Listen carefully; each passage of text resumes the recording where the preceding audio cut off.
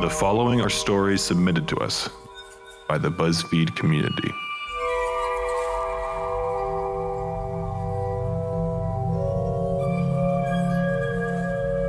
It was late fall during my senior year of high school.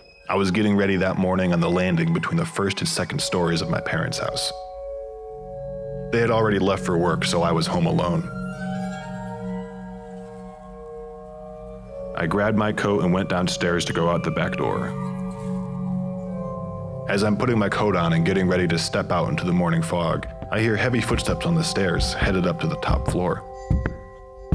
The house had hardwood floors, so you could hear every single step and shuffle. I initially thought, oh, my dad must have left his phone at home or something, so I walked back over to the stairs and yelled up some sort of smart-ass remark about him being forgetful. I wait for an answer. I yell up again, "Dad?"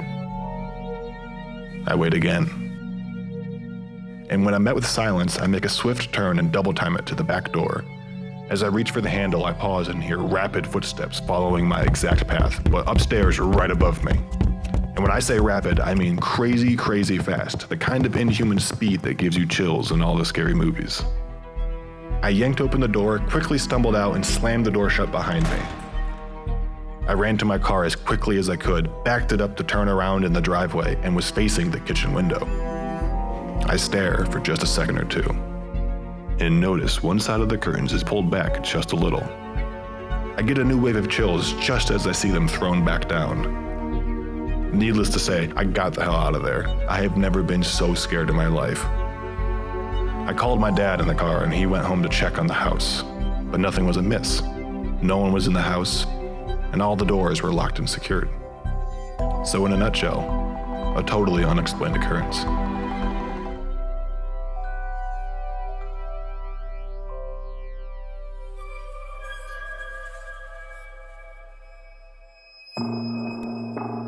In college, I worked as a supervisor for our fitness facilities. There were two gyms about a mile apart from each other. One was newly constructed and the other was an original campus building, so it was about 90 years old. It was a summer semester, so we were operating on a limited staff. I was charged with closing up the older building for the night, but a nasty storm was coming, and so I sent the other employees home early and went through the process alone. I had to walk top to bottom in the 4-story building to ensure all the doors and windows were locked. And while I wasn't crazy about it, I also wasn't scared because the building was very familiar to me. I kept in contact with my counterpart at the other building via radio and went about my business. Nothing was out of the ordinary until I made my way to the women's locker room on the first floor. I did my sweep, checking all the shower and bathroom stalls, closing lockers, etc., something I'd done 100 times before. I had just reached the exit and flipped the light off when I heard the unmistakable noise of a shower curtain being pulled back on a metal rod. I stopped. My heart started to beat faster, and I knew I needed to go back and check even though I didn't want to. I stepped outside, gathered my nerves, and went back in. I flipped on the light and made my way down to the shower bay. I could see that the curtain in the final stall was pushed all the way to the left, wide open. I questioned whether or not it was actually closed when I walked by the first time, and pulled it shut again. I walked back to the exit, and as soon as I turned off the lights, I heard it again. The sound of a shower curtain sliding on a metal rod.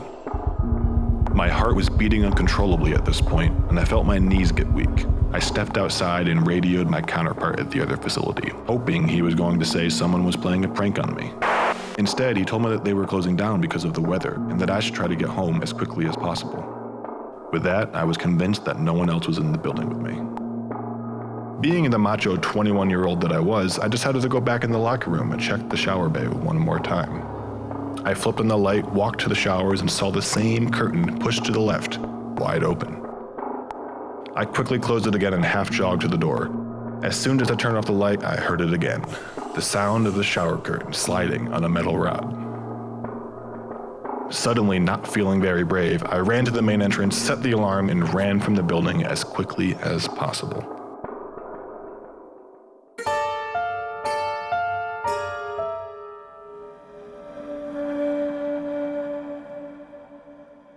When I was in high school, kids would always talk about this haunted dirt road in the middle of nowhere called Old State Road.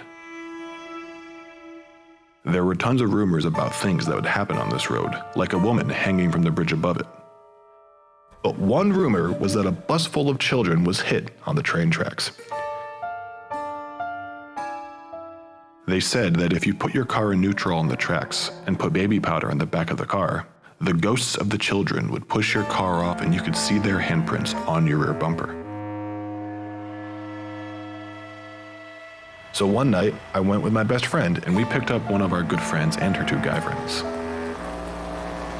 When we got on the road, we had one of the guys drive because we were so scared.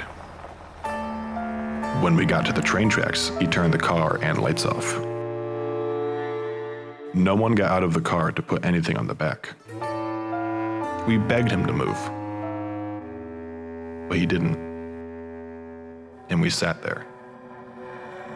Nothing happened, and we didn't see the car move. Disappointed, my best friend and I dropped the others off at home. When we got to her house around 1 a.m., we decided to look at the back of the car just for fun. When we put a flashlight on it, there was a thin layer of dust and tiny childlike handprints all over the back of the car, when no one had gotten out or touched it.